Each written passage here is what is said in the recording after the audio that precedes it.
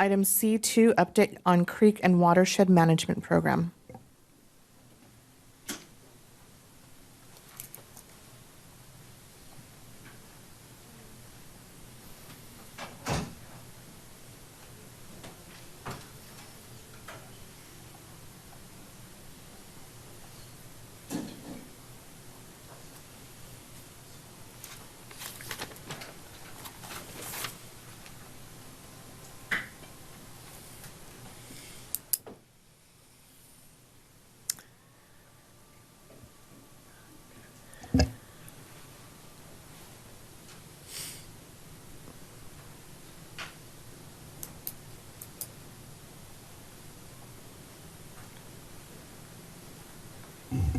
Madam Mayor, and while they're setting up, I'll just note that usually our Public Works Director is in the audience tonight. I do see our deputy here.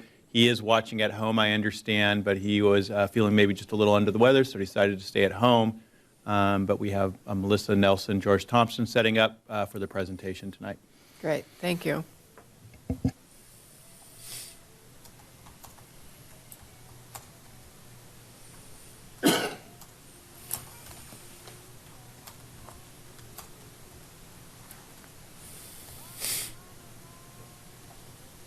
There we go.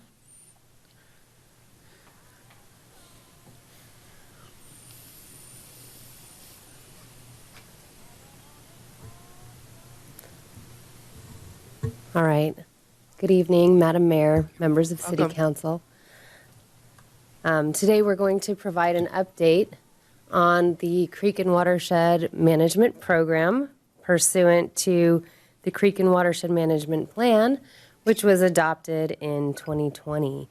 We'll go into some background later on in the presentation about this plan. But basically, it was adopted by City Council after a great deal of input from the community members, really expressing a strong desire to protect the natural landscape in which we all enjoy our creeks, our watersheds, our riparian habitat, clean water, habitat for fish and wildlife, and all the many ways we enjoy it and use it for recreation. So with me today, I also have Mr. Thompson, Mr. George Thompson, from the Parks and Open Spaces Division. He's focusing on habitat restoration and creek stewardship. I'm Melissa Nelson with the Environmental Services Division, focusing on what we'll call water resiliency, so water quality, water recharge. And then we also have with us Ms. Jane Gray of DUDEC. Ms. Gray, DUDEC is one of the accomplishments we've had over the year is actually procuring some resources to help us implement this plan. And we brought on DUDEC recently, who was involved in the development of the plan in conjunction with the city staff. And Ms. Gray has a long history of project and program management. And also all throughout the West Coast, focusing on water quality and equity. And so Ms. Gray will start off the presentation, and then we'll toggle back and forth between the three of us throughout the presentation. Thank you. Good evening. Good evening. Good to see you all. Happy when I can see over the dais. Thank you, Mayor Perotti, Mayor Pro Tem Kasdan, and council members. A pleasure to be with you this evening. I will be giving an overview of the Creek and Watershed Management Plan from 2019 to now. 2019 is when we commenced with the Creek and Watershed Management Plan. It was adopted, as Ms. Nelson said, in 2020. We went through a year of technical advisory committees, public and stakeholder engagement, a number of surveys, and we stand for you today after not only the adoption, but beginning the implementation. So next slide, please. Great. So I'll give, again, a little bit of an introduction, provide you with an understanding of the recent accomplishments that we have, discuss new and upcoming projects and next steps, and I will be sharing the presentation with Mr. Thompson and Ms. Nelson. Next slide, please. So here is a map of the city of Goleta and all of the 12 creeks that run through the city of Goleta. You can see it's situated, the city is situated sort of not at the bottom of the watershed, not at the top of the watershed. So all of the water quality, all of the creeks that we have within the city are kind of split in the watershed. So things that are happening in the top of the watershed are impacting our creeks, and then obviously flowing into the ocean. So really foremost in this plan is understanding what's happening before the water reaches the city, what happens when it's in the city, and then making sure that we're stewarding it within the city and then also to the ocean. Next slide, please. And thank you just in advance, Ms. Nelson, for advancing the slides. So the Creek and Watershed Management Plan was sort of a great thing to be realized. The city is now in its 20th year. And it took a little bit of time to implement the general plan policy that got us to the Creek and Watershed Management point. And I'll come back to this a little bit. A lot of this was unfunded. So when the city was able to move forward with this long realized goal, the city moved forward with the Creek and Watershed Management Plan. And then once adopted, we also had a little bit of a time before we could get some funding moving forward again. So I'll talk a little bit about that. Next slide, please. So between the adoption in November of 2020 and now, again, the city has moved forward with resources, and we'll be talking about how to also mobilize resources for projects and programs. So next slide, please.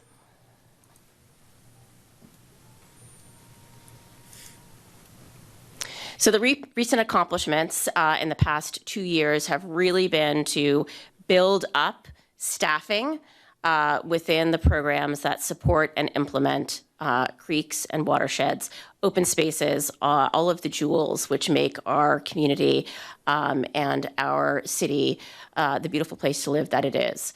And part and parcel of the Creek and Watershed Management Plan is not only the staffing and the human resources, but also the technology that allows us to streamline projects and programs and interface with the public. So tools that we're advancing both in the programs and in the projects in the plan itself are really focused on ensuring data collection is accurate, that we have the tools to accurately aggregate all of the water quality, open space, creek data that we need, making sure that we can process it, assess it, and then bring it back out into the public so the public can interface with it and understand what's happening within their community. So human resources and technology and tools are really foremost in implementation of the plan, as well as program evaluation, and of course, communication, engagement, and dialogue with the community. Next slide, please.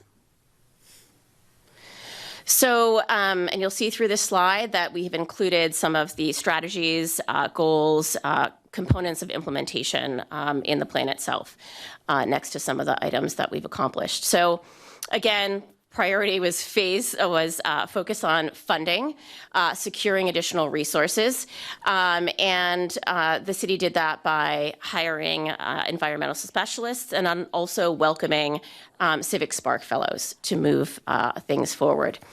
They've also procured a number of contracts, DUDEC also included in one of those contracts, to advance the projects and programs.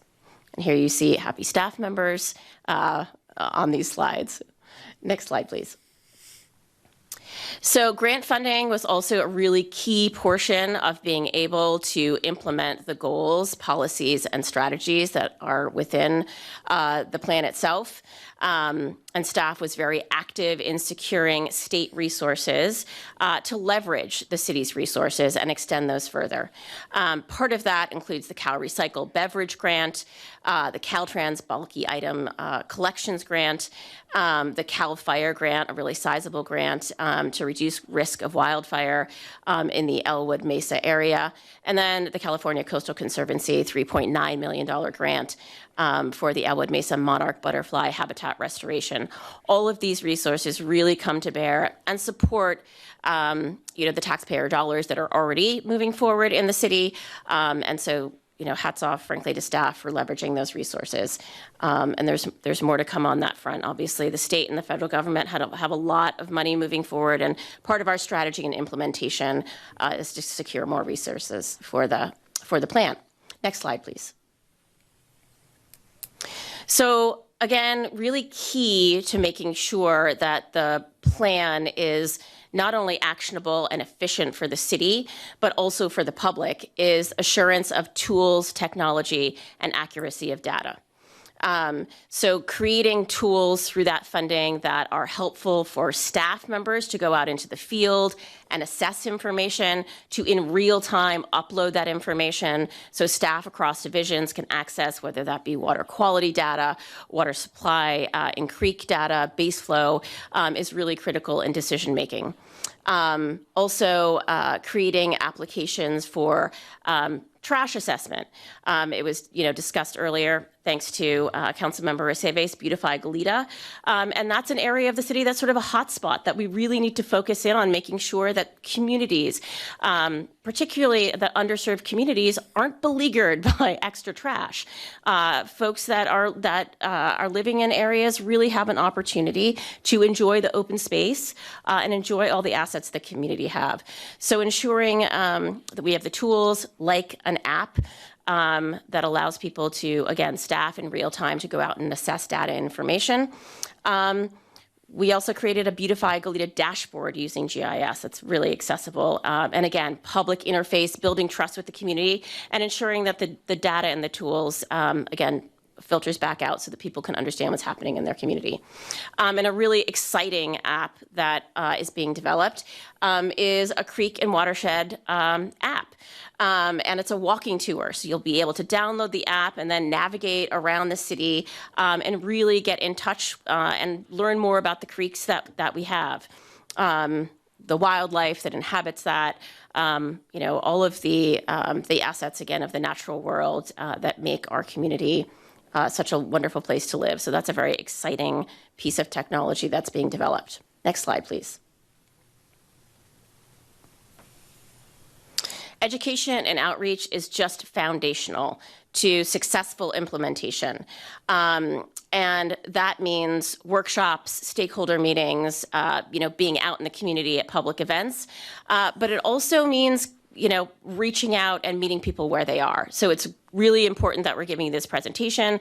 We gave a presentation at the Parks and Rec Commission last night, but really the work is digging in and, sort of expanding the work that we're doing by working with Beautify Goleta, by organizing with community organizations in the community, by working with the schools. So we have an Explore Ecology program, K-6 education, really great to get people understanding what's happening in the creek that is in the back of their school, interacting with that a little bit more. So part of implementation of the program is, again, not only giving presentations, but working with community members to identify areas where creek cleanups need to occur, getting people out into the creeks on a regular basis and experiencing the open spaces that we have. And providing education not only through Explore Ecology, but opportunities within the school district with Goleta Education Foundation and other entities. Next slide, please. New and upcoming projects. I'll give you a brief overview of the key CIPs moving forward, and then I'll turn it over to Mr. Thompson. So key CIPs that have been implemented in the last year or two are the San Jose Creek Bike Path. I know you've all been very instrumental in that project, and it's really wonderful to see that coming online. And then the initial scoping and data collection for the Old Town Trash Capture project, the implementation of and installation of trash capture devices that will keep large trash out of our watersheds. And then also the beginning of scoping for the Elwood Beach Drive drainage project. And I will turn it over to Mr. Thompson. Thank you. Great, thank you. Mayor and Council, I'll just provide a little bit more background on what we're trying to do with the Creek and Watershed program at this point. It's been adopted for almost 2 years now, And I just want to highlight before we jump to the slide some of the actions that we've taken in the Parks and Open Space division, as well as efforts that Ms. Nelson are overseeing, such as Beautify Goleta. One of the things that we have to consider are our current staffing resources. In the division that I oversee, we have 8 authorized positions. We currently have 3 of those positions filled, and hopefully by January we will have almost a full build out of the division. I can't emphasize enough that it takes people to design, phase, implement, and permit these types of projects. And so the projects that we've selected, we're taking an approach where we do a comprehensive assessment of our parks and open spaces. For the first project that we want to put forward, we're looking at invasive plants. Invasive plants because they have significant impacts on water supply, wildfire risk, direct impacts on habitat for sensitive species such as the monarch butterfly, raptors, and more than anything, it's something that our community can literally put their hands on and help with. So for example, we're going to be looking at our comprehensive inventory of open spaces. We have about 515 acres. Rather than just go to one site and do a permit for a habitat restoration program, we want to look at an opportunity to do a comprehensive assessment and permit a series of projects across the board. That's, in the long run, a much more effective way to get a lot more accomplished. It also sets us up for grant funding. We have a plan in place. We're shovel ready. All we need is the funding. And so that's the approach that we're taking.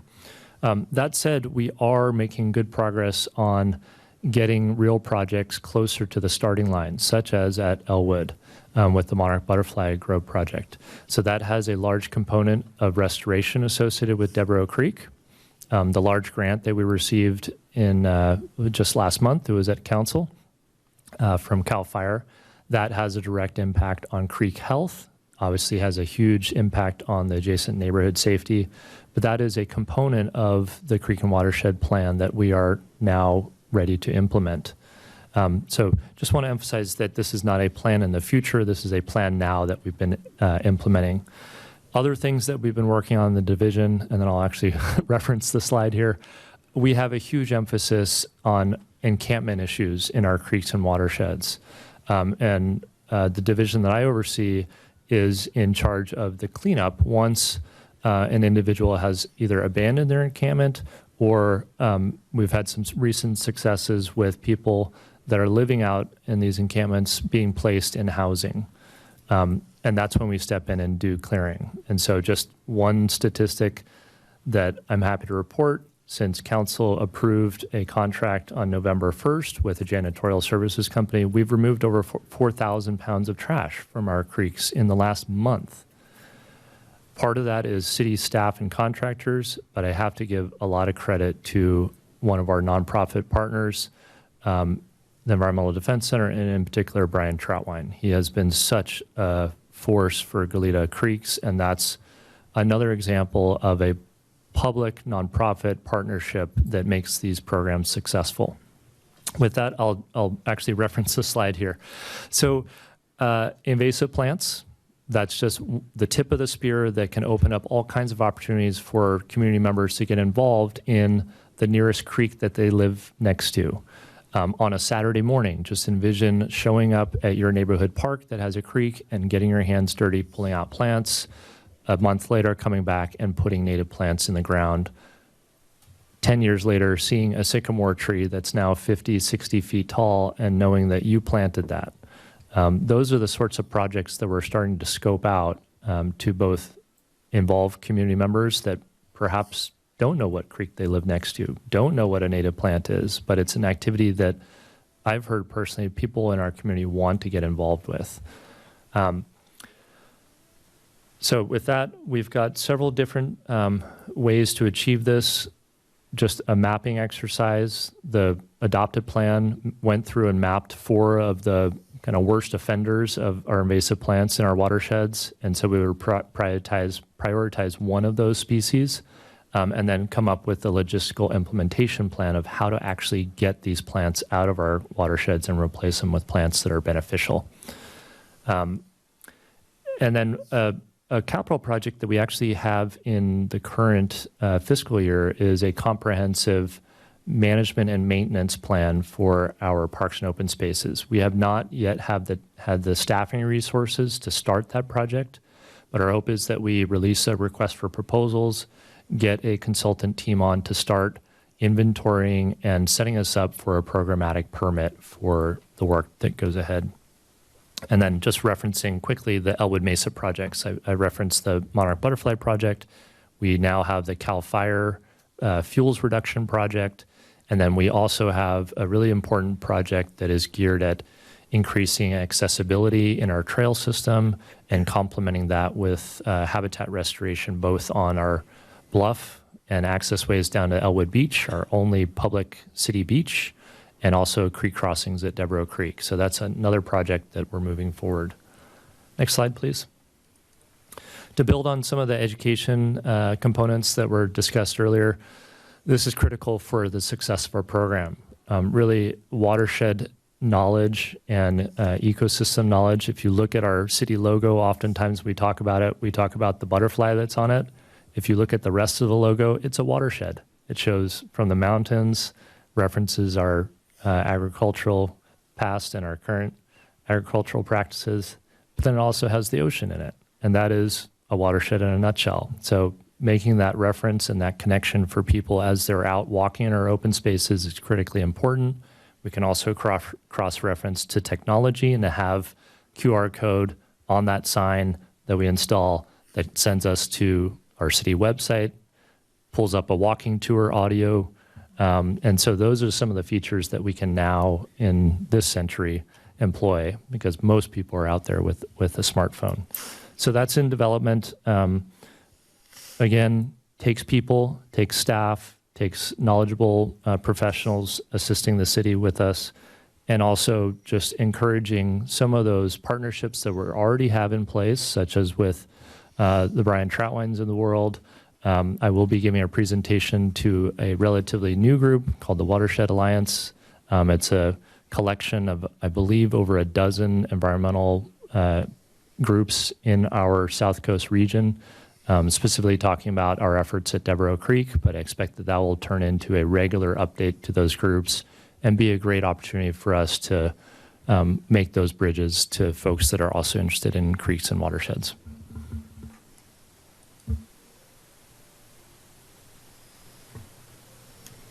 Thank you, Mr. Thompson.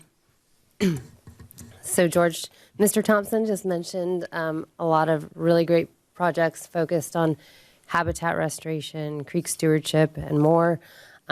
We've also been working on quite a few water resiliency projects, one of them being pollutant forensics, which is focused on water quality. So why is water quality important?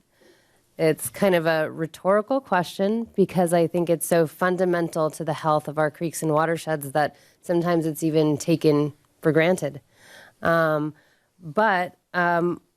You know, we all know that we want a safe ocean to swim in, safe shellfish to eat.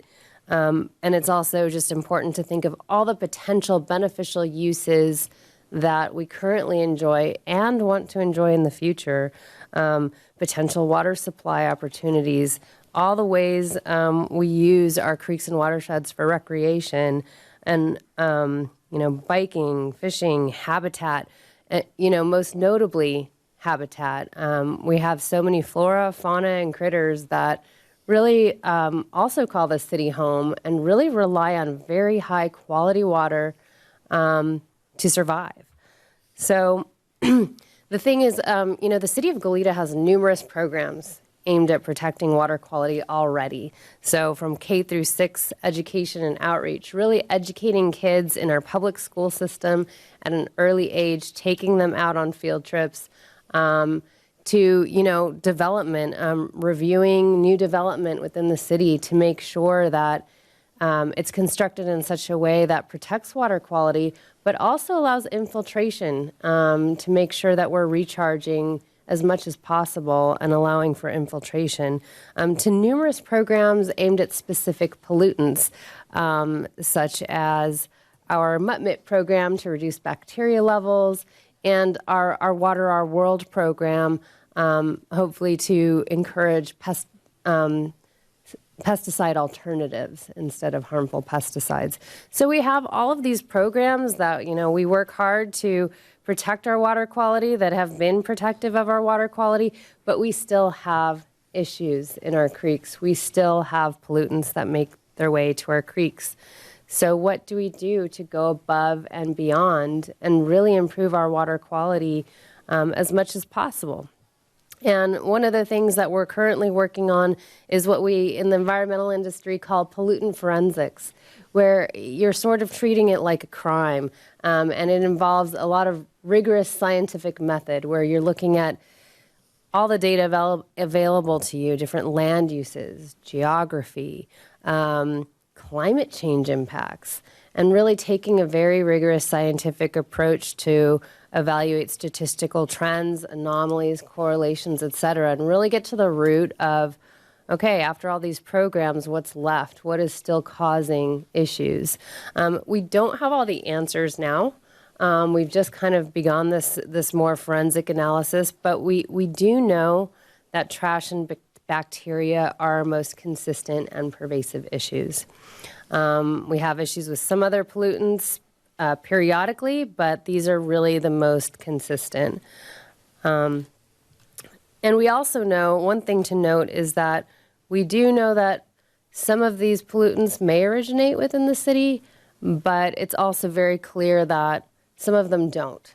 So that's really good information because this helps us know who we need to collaborate with and that we really need to also collaborate with our neighbors if we want to improve water quality. So this evaluation is ongoing, but we can go ahead and get started in, implementing some new programs that help address the impacts we know we have. And recently, a lot of our new programs have focused on trash pollution. The reason being that it's visible, so it's a little bit easier to assess, and it can be the source of other pollutants as well. So perhaps in cleaning up our trash issues, we can also improve our bacteria issues as well. Additionally, there's funding available for cleanup programs, and that just has to be a practical consideration of how we prioritize. And there's a big response from the community. So one of the programs that we've recently started is our volunteer cleanup program, which is an expansion of the Beautify Goleta program founded by Councilmember Aceves. So we're very happy to continue that. This has been a great effort where essentially we are really using our resources within the community, the residents themselves who are passionate about creek and watershed protection, and they're pitching in, and so we're getting full city coverage as well as focusing on our hot spots through this program. And really also it's allowing them to educate us as well as us to provide them information that's important as well. And we've had 11 successful events in 2022. And also, also promoting as part of this other cleanups that are very successful, like Environmental Defense Center's creek cleanups as well, and supporting those programs. We look forward to more in the future. And so hopefully can continue this successful program and make Councilmember Aceves proud in the future.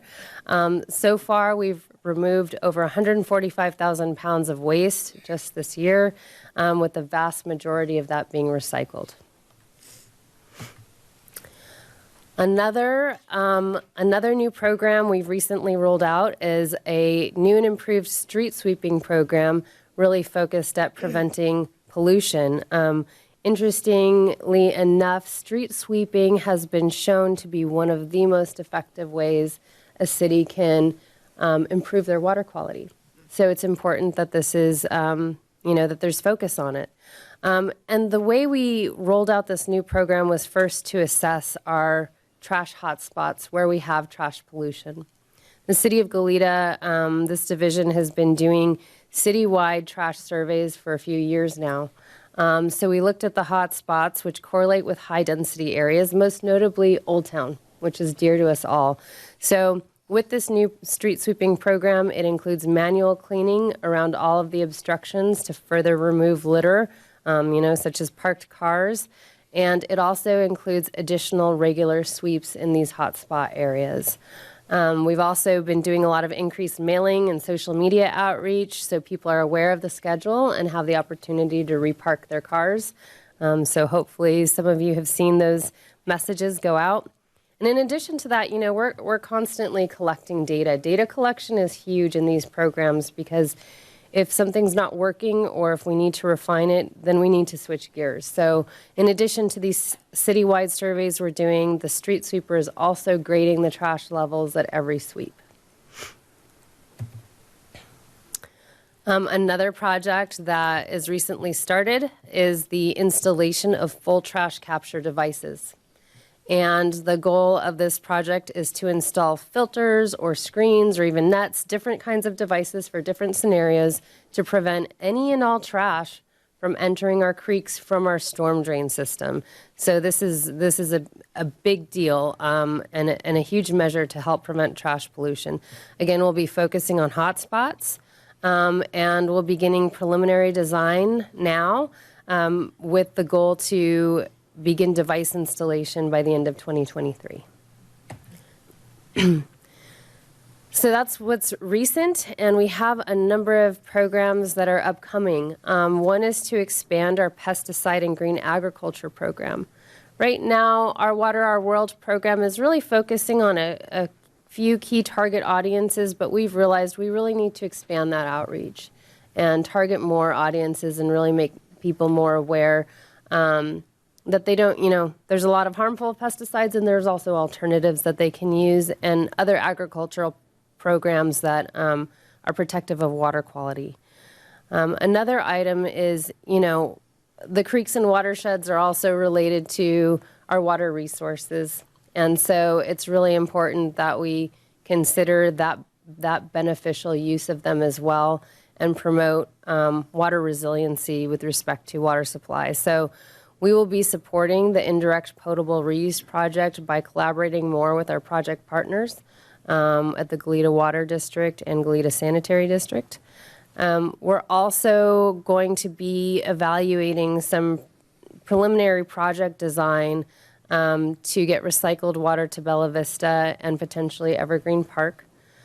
And we're evaluating numerous potential infiltration projects. So there's several projects throughout the city that have been identified by either the city or the Goleta Water District as having a benefit in terms of water replenishment, water recharge. So we're going to be looking at that and evaluating which projects have the most benefit, not only for water recharge, but also as a source of filtering out pollutants at the same time. Another project that we will begin is creek base flow evaluation. And this is really, base flow is the flow of the creek that's sustained during drought conditions, so when it's not raining. So either at the surface or the sediments underneath the creek bed, that sustained flow during the dry season. And knowing what your base flow is really important, so you can know the health of your creek if it changes. There are numerous, ecosystems that rely on this base flow. Additionally, if you see changes in it, that could indicate something's wrong. We're maybe pumping too much water upstream. And if we also are implementing infiltration projects aimed at increasing base flow, we want to know that they're successful. And in general, there's going to be a lot more focus on new development to make sure that new development maximizes infiltration and encourages water reuse as much as possible. All right, so this is the last slide for our next steps, and with that, I will hand it back over to Ms. Gray. Thanks, Ms. Nelson. So we'll wrap up shortly here, but again, so we have been implementing over the past 2 years. There's a lot to be accomplished still, but a really great base to work from. There's grant funding that's moving forward. Generally, the community is energized about this. We did surveys. We did sort of a soft launch survey at the Lemon Festival, and then have been surveying the community since then. I think we have 417 survey responses. And so we're using that as one sort of metric to figure out what the next steps are, both on the communication and engagement, and then on the refinement of the projects and programs moving forward. We'll also be convening again with the Technical Advisory Committee. The Technical Advisory Committee was established during the plan development itself in 2019, and really includes a lot of partners that are within the watershed and then outside the watershed. So working with Coastal Conservancy, for example, Los Padres, folks that are, again, interested in looking at intact watersheds and that have an understanding of what's flowing in and out of the city. So convening with that TAC, which includes EDC as well, and Mr. Troutwine, who's been really foremost advocate for the project and the plans. So we'll be working to refine those projects. We'll also be extending, as I indicated, community outreach and education. And that's not only just sort of the dialogue that we're having here, but as George alluded to, getting into our creek areas with community members, on a regular basis to assess what's happening, to understand what's happening in their backyards, in their local creek, so they can really understand and enhance the neighborhoods that they live in and the watersheds that they are inhabiting. And understand all the other critters that are living there as well as their neighbors. And so part of that is scoping not only the projects, but the finances and the grant funding that is needed for that. And so aligning projects and programs with appropriate funding opportunities at the state and federal level. And then sort of adapting as we go along and listening to feedback from you and the community members. That's it in a nutshell. Thank you so much for your time. Thank you. That's great. Wow. Excuse me? It's not showing up. There you are. Councilmember Carriaco. I think that might be left over from last time. That's okay. I can go first. So one of the last priorities was sort of refining the plan, refining the process. And so I have a question about that from the standpoint of one of the topics we discussed earlier, which was street sweeping. So as of right now, our approach is essentially voluntary compliance, right? We're asking people voluntarily to move their vehicle to one side of the street or the other, I believe. And that's to try and avoid doing what we've been doing a lot of in the past, which is essentially sweeping the middle of the street, which helps a little, but there's obviously some inefficiencies there. And so particularly for Old Town, which is really one of the hot spots, as was illustrated in the presentation, at what point do we anticipate taking another look at the street sweeping program and start more seriously considering taking more aggressive steps to ensure that we're able to get to the most heavily impacted streets so that we can stop the problems before they start, because they have impacts. It impacts all of us, including Old Town, when we don't have the kind of water quality that we need in our creeks and watersheds. So do we have an ETA? Are we going to look at it in 6 months, in 3 months, in a year? So that's my first question. Mayor Perotti, Councilmember Kyriakou, that's an excellent question, and of course one that's come up a lot. And the answer is, of course, we've just began implementation of the new program, but we are going to be evaluating the information that comes in from both the street sweeper and our assessments. And we evaluate those monthly and continually, really. It's fed into a database, it's graphed, and we look at the information. And then, of course, another piece of that is hearing from the public, who is quite passionate about it. So there's no set date, but we will likely update City Council within 6 months as to how it's working. So 6 months from now, or 6 months from beginning of October when we started implementing the new regime? Likely in the summertime. Okay. would probably be a good to go through several seasons. Okay. And then just one more question, more coming from the standpoint of looking at this as an appropriator. So one of the constraints that we've had and was pointed out, very clearly in the presentation was resource constraints. We essentially have all of 2023 to start getting ready for January 2024 when we'll have a new revenue stream online. And obviously there's still some economic uncertainty, but we did have a priority spending plan that called specifically out for the Creek and Watershed Management Plan. Setting aside for a moment whether the tax should have passed and how much of the money should have gone, was the spending plan appropriately conceived, all of those things. What is going to be the focus of the team during these next 12 months to ready yourselves for having that extra revenue available if we were to appropriate it in such a way where you could use it? I've heard human resources constraints. We hope that we have those positions filled by the end of this calendar year or early January. But what are some of the planning steps that you're going to be taking as a team to ready yourselves for when we potentially have this revenue available and appropriate it? Councilmember Kiriakou, excellent question. Again, I'll say a few words and then see if Mr. Thompson has anything to add. One of the primary goals in bringing upon DUDEC is that it takes effort just to plan, just to prioritize takes a lot of effort, and there's so many factors to consider, and so many plans and projects within the Creek and Watershed Management Plan.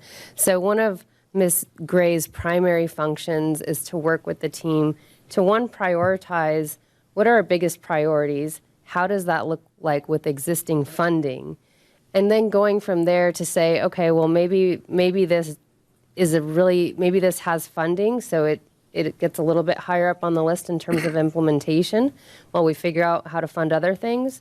Or this doesn't have funding, but it's high enough of a priority where we really would recommend allocating resources. So I think this year is really going to be kind of looking at our higher priority items, what's considered higher priority, with feedback from the community, of course, and then really refining the cost estimates and really knowing what it's going to cost. I mean, that's a huge part of it. Okay. And my last question is, do we anticipate expanding our usage of resources such as the Civic Spark program?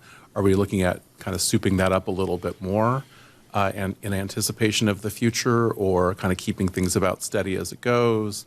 What's our plan there? Because I know that's been a real help having some folks here.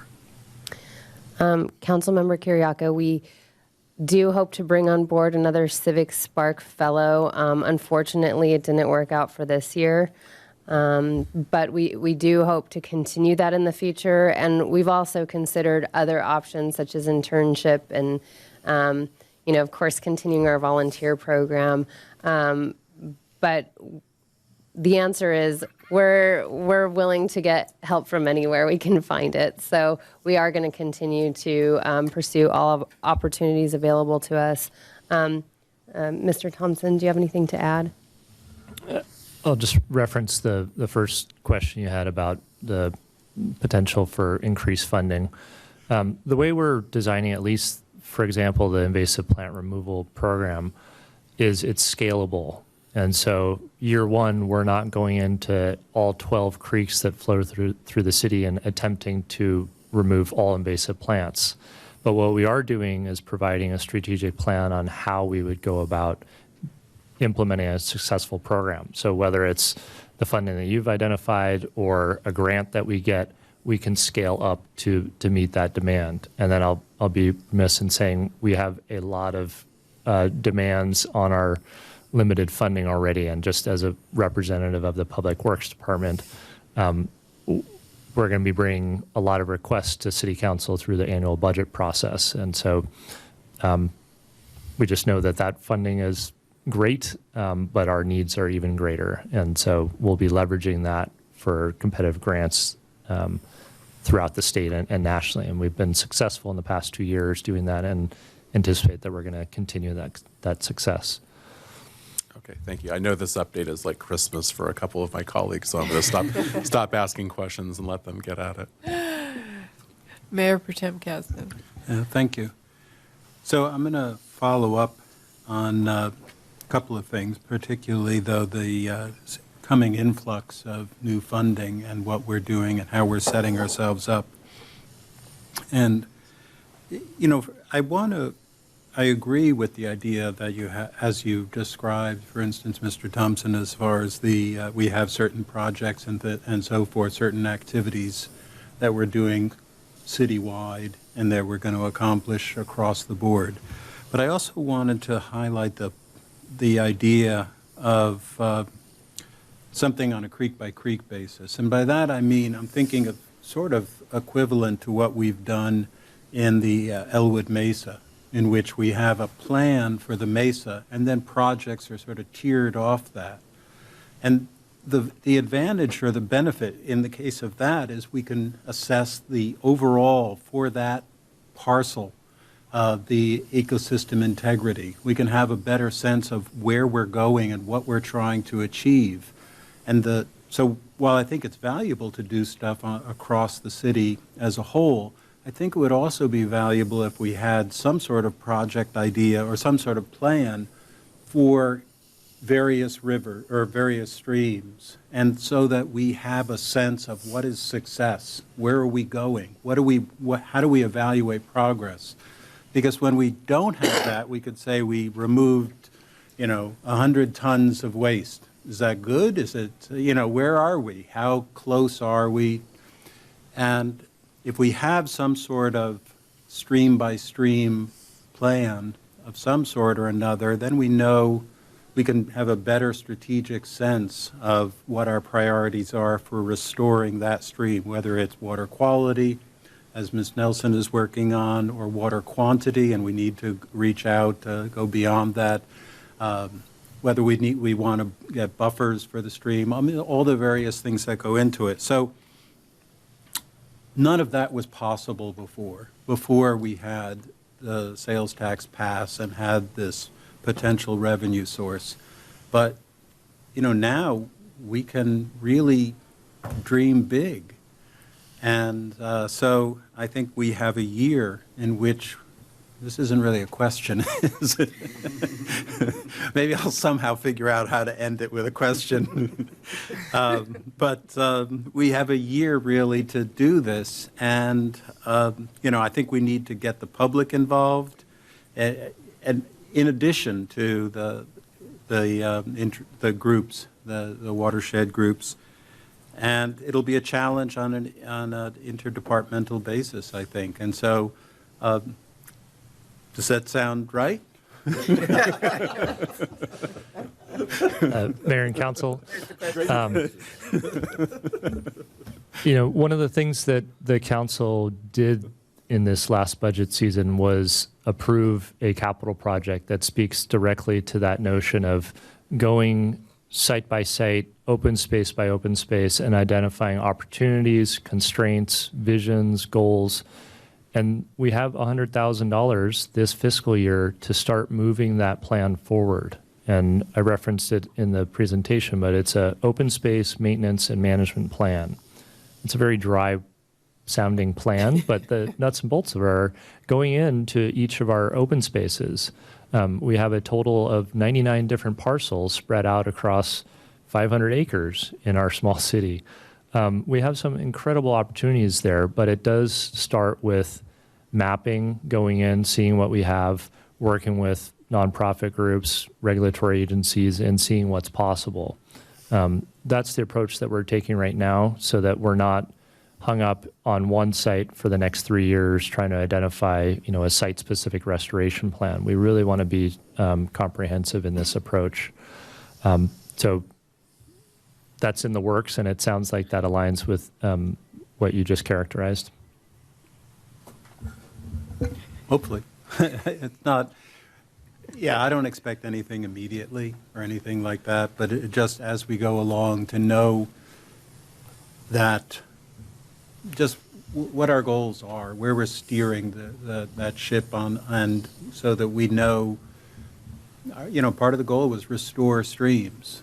And in this way, we'll be able to, in some version of that, we'll know how close we are to doing that. So, thank you. Councilmember Richards. Thank you. Well, I just want to start just by saying how exciting it is to hear this report, and I want to thank staff and our consultants and the people that have worked on this and gotten us this far. It's really, I feel very proud that the city has taken so much leadership and stewardship for our natural resources and for the creeks and streams that are the lifeblood, the biological arteries of our city that travel through, supporting ecosystems and so much, and they provide so much for our city. So I'm very grateful. I have to say, there's nothing like, I live near San Jose Creek, and there's nothing like hearing an owl, that is in the creek at night, or the frogs that I haven't heard in a few years. So I'm hoping with some rain, maybe they'll come back where I live. But it's really very special to be living so close to these streams and these resources. And so I'm grateful for all the work that we're putting into it to preserve them and to enhance them. A lot of my questions have been addressed already, but I'll just, the first one with regard to Mayor Pro Tem was regarding the evaluation and assessment. Like, how are we going to know, besides the numbers of, how many pounds of trash we've removed and how many cleanup days we've had, and, those are great numbers to report. But, really, like, I think the question is, how are we going to know how we're doing? How are we going to actually evaluate, has the health of our creeks improved? At what point? And, it's probably too early to make those evaluations yet. I know it was mentioned earlier that there was going to be some kind of forensic analysis, and perhaps, that will provide some data about bacteria levels or other types of things in the creek, or maybe number of species that we're finding. So I guess these are the kinds of things that I'd like to see at some point, so that we have a baseline, and then we can evaluate over time. Is it getting better? Are they getting healthier? So I'll ask it as a question, right? Or is there anything you can provide about that? Yeah. Yes, Councilmember Richards. I think that the point you bring up is really critical, because we can go through all this effort, but if we're not seeing improvement, then it's not the right approach. So data collection is something that we're setting up from the very beginning. Ms. Gray alluded to different apps and so forth. There's a number of pieces of data that we will be collecting and evaluating. So trash recovered is just one of them. Water quality samples is a huge one. That lets us know if our water quality is improving. The base flow analysis helps us know the health of our creeks with respect to flow.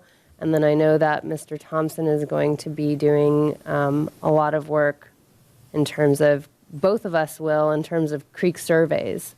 So not only getting the data, but also getting the tools to quickly collect the data and evaluate it in a methodical way, to where we can, really correct things if they need to be corrected or take a different approach.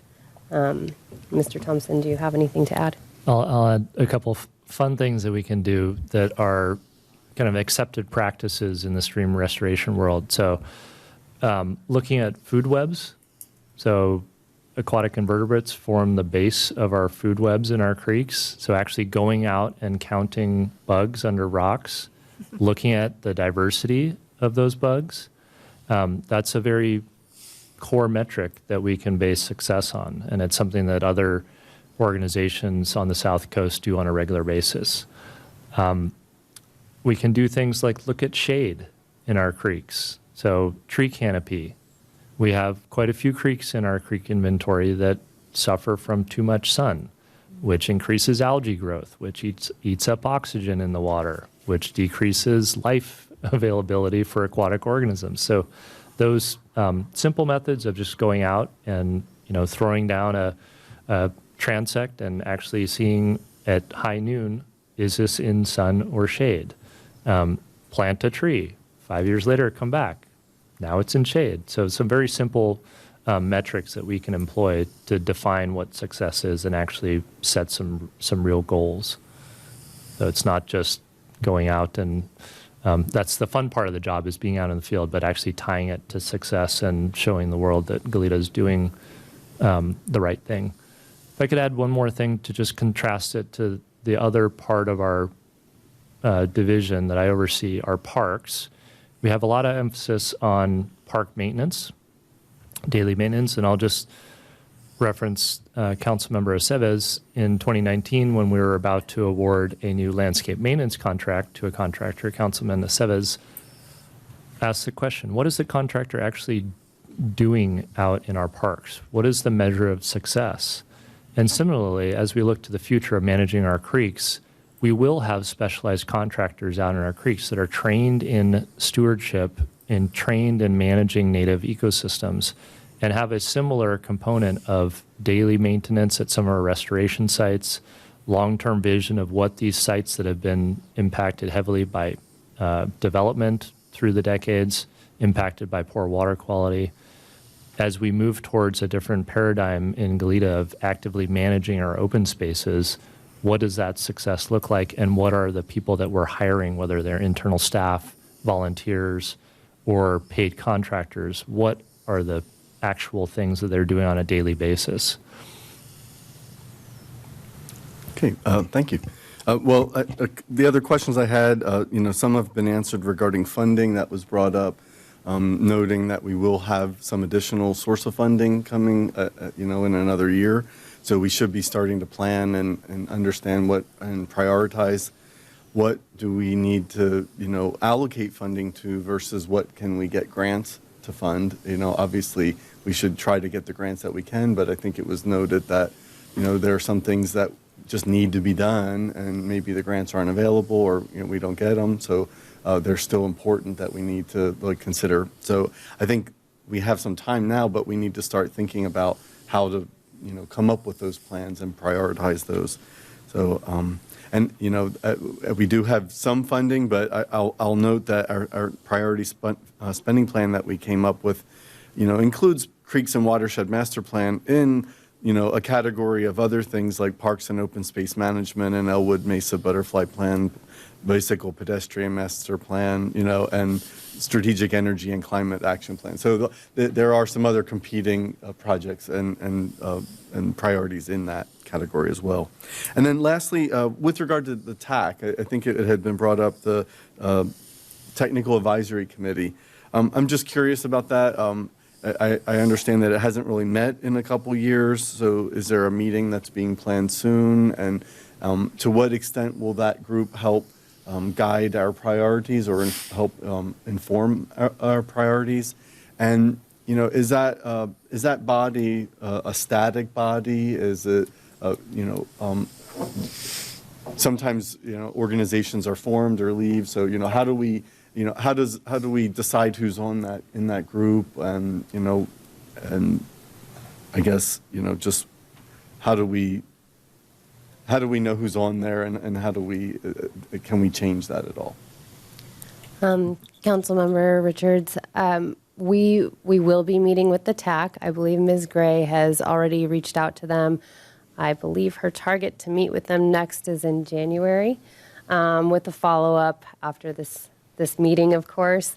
So I think the outreach plan, including the TAC, is going to be somewhat regimented and then also somewhat flexible. So we probably will have a couple check-in meetings with the TAC, but one thing we also really want to make sure we're doing is getting input from the community at large. So if we do have a council meeting or for specific scopes of work and specific projects, we want to make sure that we also have an avenue to get the input of everyone. And then with respect to some of the members of the TAC, it's a very diverse group with numerous organizations within it. So we've recognized that there's also going to be a need to have different breakout groups for different projects or programs because it's all too much all the time, all at once, to be running, to have that many meetings with the TAC as a whole. So that's the approach we're currently thinking. But as we move along with things, we will stay flexible. Our main goal is to get the expertise we need for each of the projects as we implement them, to get input from the important members of our community within the TAC, but then also to make sure we're keeping our pulse on all of our neighbors and everybody else in the city that also has a stake in this. Okay, thank you. Councilmember Sevas. Okay. First of all, I'd be remiss not thanking you for taking Beautify Goleta to the level it's reached now. And I'd be honored to come back as a captain. Please invite me. And I also would facilitate the Elks Lodge again as a location to start off again. Would you go to that slide with the creeks real quick? I just have two real brief questions.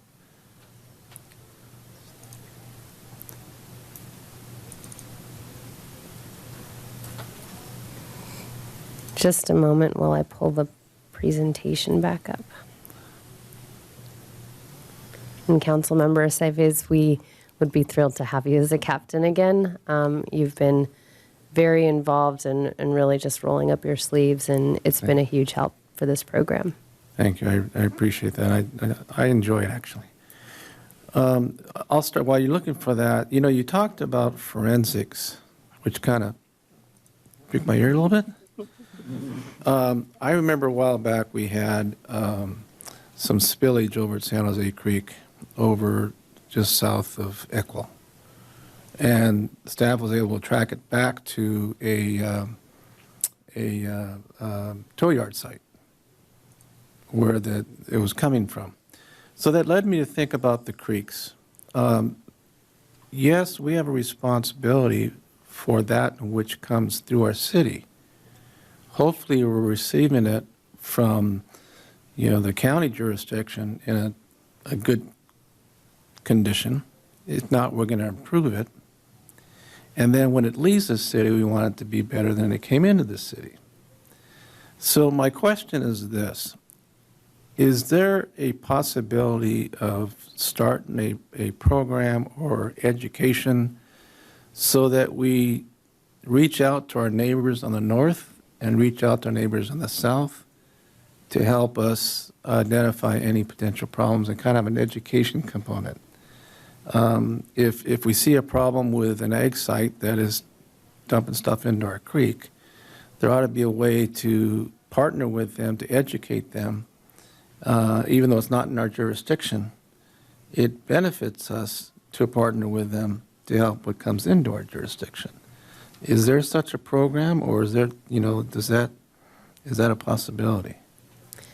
Councilmember Aceves, not only is it a possibility, I think it's completely essential. And it's one of the reasons, that as part of the pesticide and green agriculture program, one of our goals is to really conduct outreach, not just for agricultural communities within the city, but also outside of the city. And collaborating with the county is also essential for numerous reasons, both for water quality and on the creek stewardship side, as they do a lot, as the county is involved in flood control activities as well. So that is going to occur through multiple avenues and within multiple groups with the county, but most notably the divisions within flood control, as well as private entities and agricultural communities. So I guess my final question would be, if we're, say, working with a county for stuff north of the city, are we using the same metrics, the same tools to identify what's going through that the county is using, that we're using, so we're talking the same language? Councilmember Aceves, the county doesn't currently sample their creeks, but we have agreements with them that have allowed us to sample both within our jurisdiction and outside of it. So it's the same sampling methods and same metrics that we would be using. That's troubling. I guess the solution then would be to make sure that we are constantly measuring at the borders. I mean, I just, we're working so hard to work on our side of the fence that there ought to be something to help find a solution for the other side, other than getting the county to start measuring. Okay, those are my questions. Thank you. Thank you.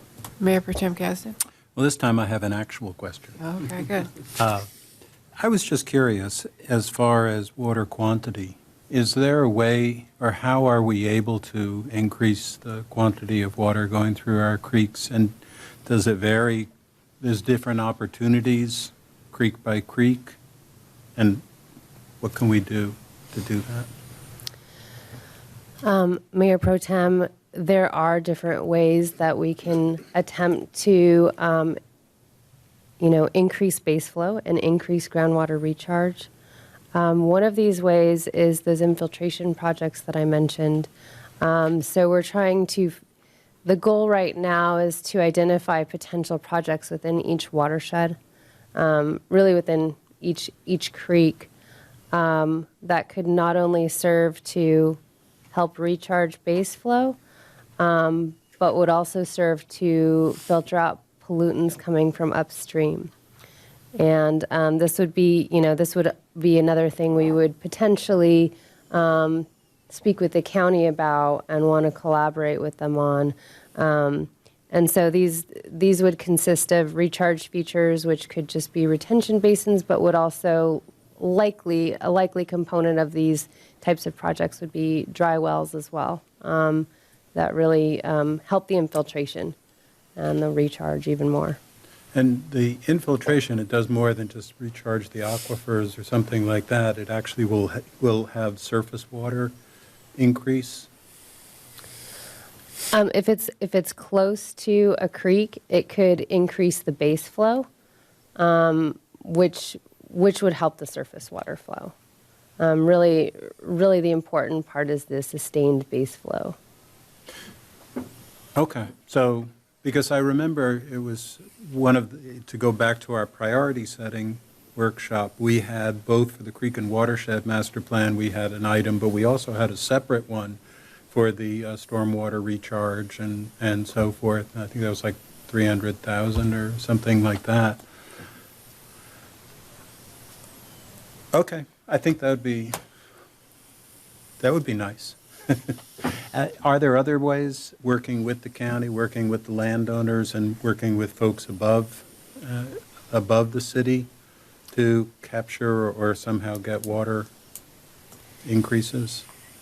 I think then we're, Mayor Pro Tem, when you're asking those questions, it's all related to kind of water usage and water supply. So increasing our water reuse, supporting projects like indirect potable reuse, because part of the issue is if you're pumping groundwater, then you're affecting the base, then you could be affecting, or pumping water upstream, then you could be affecting what's going on downstream and the health of the creek. So encouraging water reuse and, supporting recharge projects are also helpful for the health of our creeks. Okay. Well, thank you. Councilmember Kyriakou. Sorry, I have to go back to something that came up during Councilmember Aceves' questioning. I'm a little hesitant to pull on this thread, but I'm going to anyway. So when you were discussing the fact that the county doesn't currently sample, is there an NGO that's not commissioned by the county that does sampling independent of the county, where that data is available? I know there's some NGOs that do sampling out there. Do we know if that's happening? Councilmember Kyriakou, Santa Barbara Channel Keepers has been sampling the creeks in and around Goleta, but only locations close to Goleta because it's been part of our program that we've funded. And we got permission from the county to include those locations. Beyond that, I don't know that there is data available, but there is some upstream data available as part of the program that we've worked on with Santa Barbara Channel Keepers. Have we ever had discussions with the county about implementing a testing regime, a sampling regime? Council member, I have asked them, I have brought it up with them, and there's several reasons why they might not be interested in that. So at that time, it wasn't something that was of interest. One is that the NGO is requesting monetary contribution, and that's not something that they were at the time when I spoke with them that they were wanting to pursue, but it could be something in the future. Thank you. I find that interesting because I know in the past the county has taken great pride in their efforts to restore watersheds and to improve water quality. So I just find that a little curious. Thank you. Well, I have comments, but I think I'll hold off on the comments. A lot of my questions have been answered. I do want to say, before we go to public comment, thank you to Ms. Gray and Mr. Thompson and Ms. Nelson. Thank you for all your work put into this, and it really is great to see a plan that we put together actually coming to life, and not just something you put on a shelf, which we always worry about on our plans. So the staffing component does concern me a little bit. It sounds like you need more staffing, and you're looking into that. I mean, that even for grant writings and, just you need that. So, that's another big component. But I would like to see if there's anybody that would like to speak to this on Zoom or in the audience. Are there any members of the public on the webinar app that wish to speak? Please use the raise hand feature and I will call on you. And I do see a hand raised from Brian Troutwine. Mr. Troutwine, if you can please unmute yourself. Good evening, Mayor Perotti and council members. I'm Brian Troutwine, Senior Analyst and Watershed Program Director with the EDC. Thank you for listening to the public and making creeks and watersheds a priority, and thank you to your amazing staff and consultant for their work on the CWMP. It is a priority. The Watershed Alliance, which Mr. Thompson referenced, is an EDC-led coalition of 21 groups, and 18 of these groups endorsed Measure B, wrote a pro-Measure B op-ed, urged our members to vote yes to fund the CWMP. The staff report accurately portrays the CWMP's goals. To accomplish these goals, projects should be identified in coordination with the TAC, the creek and watershed groups that help develop the CWMP. Some of the projects in the staff report, while beneficial, are not really related to creek protection or are part of ongoing stormwater requirements. For instance, while the San Jose Creek Bike Path is important, it's not really what the community considers a CWMP project. And disposal of bulk items, it's beneficial. It's not really the community's vision for the CWMP. The city is required to protect stormwater quality, and your staff works hard at this, and we support them 100%. Although the community's vision for the CWMP is intended to go above and beyond complying with existing regulations and proactively restoring our watersheds. For example, several of the city's creeks, San Pedro, Los Caneros, Phelps, Las Vegas, and Glen Annie creeks, are concrete channelized. This is the worst possible situation for our creeks. Our creeks are dewatered by wells and diversions, leaving them dry, which is the worst possible thing for our creeks. Indirect potable reuse and infiltration can help rewater our creeks, as Ms. Nelson said, and halting upstream water diversions and wells that are overdrafting our streams. Well, going forward with more funding on the way, we would like staff to coordinate closely with the TAC and the Watershed Alliance on where to focus limited resources. We think the city's best served by working closely with our groups before developing strategies, priorities, and projects. Staff needs more support to implement the CWMP. We plan to advocate for new staff dedicated to creek and watershed projects so the city can apply for grants, direct feasibility studies, and oversee contractors implementing restoration projects. This model is a huge success in the city of Santa Barbara. In closing, we greatly appreciate the council's prioritization of our watersheds and streams and developing the CWMP through a collaborative process and placing Measure B on the ballot. And we stand ready to partner with the city in implementing the CWMP. We look forward to collaborating for a brighter future for our cities, creeks, and watersheds. Thank you so much. Thank you. And our next speaker is Molly Troop. Ms. Troop, if you can please unmute yourself. Good evening, Mayor Perotti and council members. My name is Molly Troop. I'm a Science and Policy Associate with Santa Barbara Channel Keeper. I wanted to thank the staff for their update and presentation on the Creek and Watershed Management Plan and for all the work that has gone into implementing the plan thus far. Channel Keeper served on the Technical Advisory Committee through the development of the plan, and we're enthusiastic to see that Measure B passed with great success and will provide additional future funding for CWMP implementation of projects beyond the ones that we're hearing about tonight. Channel Keeper has long worked in the Goleta Valley watershed, and we'd like to express our interest in continuing to participate as a member of the TAC to support CWMP implementation. And we also think the TAC could be a useful resource leaned upon when prioritizing and developing projects with limited resources. Similar to EDC, we're ready to partner with the city in its efforts in implementing the CWMP, and we look forward to continuing working to help improve the creeks and watersheds in the Goleta Valley. Thank you, council members, for your work in prioritizing our watersheds and creeks, and thank you for the opportunity to provide comments on this item tonight. Thank you. If there are any other members of the public wishing to speak, would you please use the raise hand feature and I will call on you. And I do not see any further responses. All right, thank you. Back to council. Comments or questions? Councilmember Kiriakou? Maybe less of a question, maybe more of a suggestion.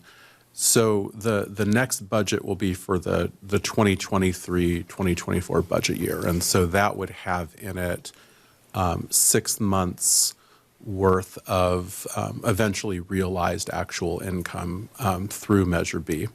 And so I'm wondering, since I assume the budget development process has actually already begun, would be my guess, it's at least in the early stages, it would be helpful if we could make sure that that staff meets with the Technical Advisory Committee at least once while the budget development process is still in its early stages before it gets too far down the track, so that we can make sure that your eventual recommendations to the city manager's office and finance in terms of what comes to us eventually as a draft budget is informed by that conversation.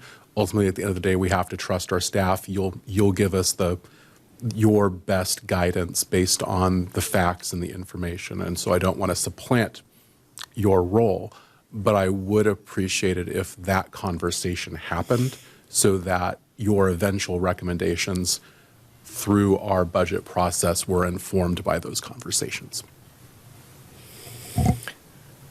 Mayor Pro Tem Kasdan. Now I'm asking my questions. Just curious, to go back to water quantity. At one point, the sanitary district and the water district were talking about a system where they were going to try and capture more of the water that's run off, and I think it's colloquially sometimes called the toilet to tap, that they then abandoned, I gather, that project. But is something like that a way, if they were to resuscitate it?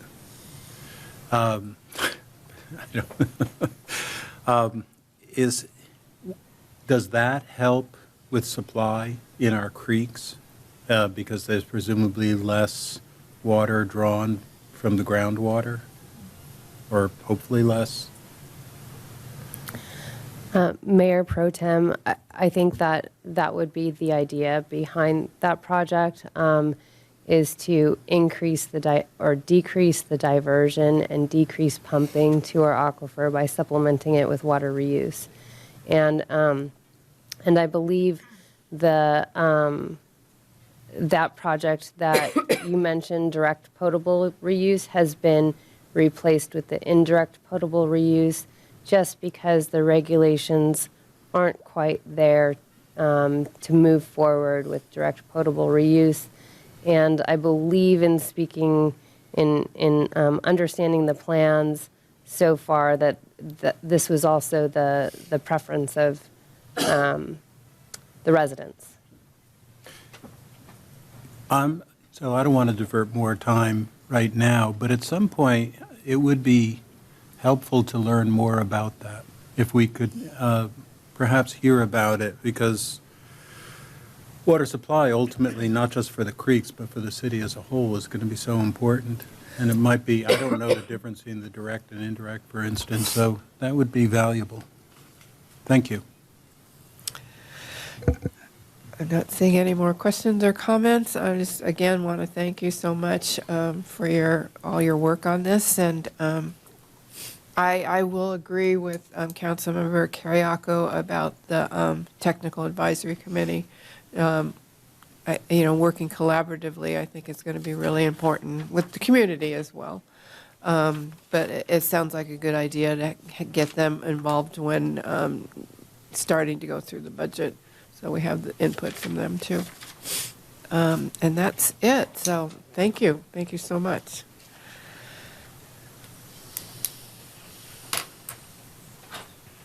Everybody okay? Need a break?